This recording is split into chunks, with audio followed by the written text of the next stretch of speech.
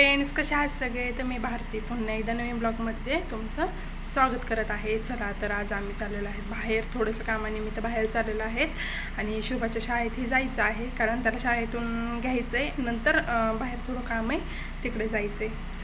तर ही बघा, हिरवी अशी लसलशीत शेपाची भाजी, मेथीची भाजी, कोथिंबीर. आता उन्हाळ्यात कोथिंबीर खूप महाग होते, पण छान भेटली मला ही कोथिंबीर. शुभाच्या टिफिनसाठी भेंडी लागते म्हणून मी भेंडी घेतलेली आहे. ह्या बघा, शेवग्याच्या शेंगा खूप छान भेटल्या ताज्या.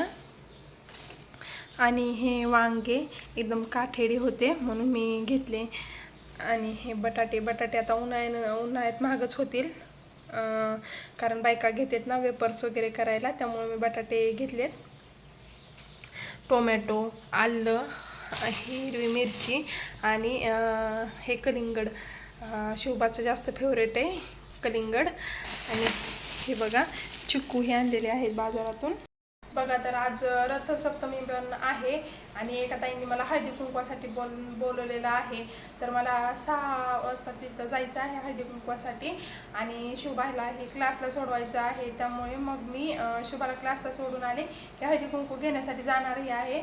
तर तुम्हाला नक्की तिथं गेल्यावर मी दाखवते. हाय, तर बघा मी रेडी झालेली आहे हळदी कुंकवाला जाण्यासाठी. त्यांनी 5:30चा टाईम दिला हळदी कुंकवाला, तर आता 6 वाजत आलेले आहेत. तर चला हळदी कुंकवाला जाऊन येते आणि तुम्हाला तिथे गेल्यावर दाखवते. हे बघा, आमच्या घराच्या पाठीमागेच राहतात त्या ताई आणि 5 मिनिटाच्या अंतरावरच त्यांचं घर आहे. चला तर मी तिथे गेल्यावर तुम्हाला दाखवते.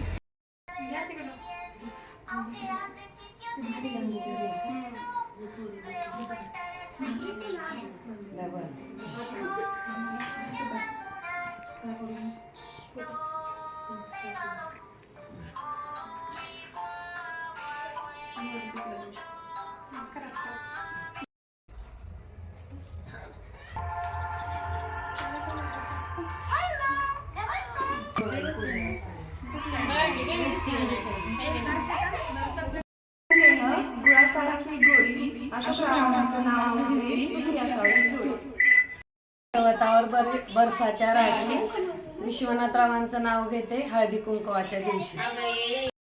तर बघा, आत्ताच मी हळदी कुंकावरून आले आणि हळदी कुंकू खूप छान झालं. सर्व बायकांनी उखाणे वगैरे घेतले. आणि तुम्हाला आजचा व्हिडिओ कसा वाटला नक्की सांगा.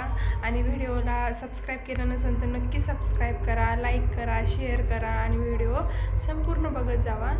तोपर्यंत बाय बाय. भेटू अशाच नंतर व्हिडिओमध्ये. तोपर्यंत बाय बाय.